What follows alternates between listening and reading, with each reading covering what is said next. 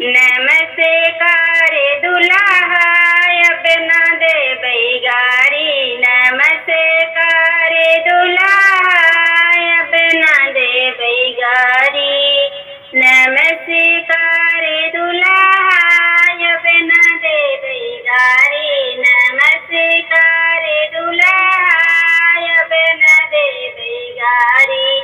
पकड़ै के काइन पकड़ लिहा बहिन। पकड़ै के काइन पकड़ लिहा बहिन। नमस्कार दुल्हा अब न देबै गाली। नमस्कार दुल्हा अब न देबै गारी। नमस्कार दुल्हा अब न देबै गारी।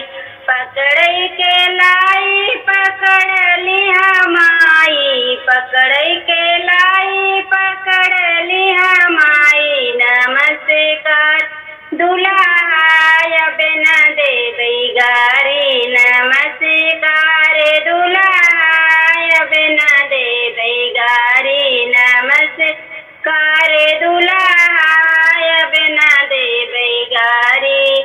पकड़ै के औकी भौकी पकड़ लिहा मौसी। पकड़ै के औकी भौकी पकड़ लिहा मौसी। नमस्कार दुल्हा अब न देबै गारी।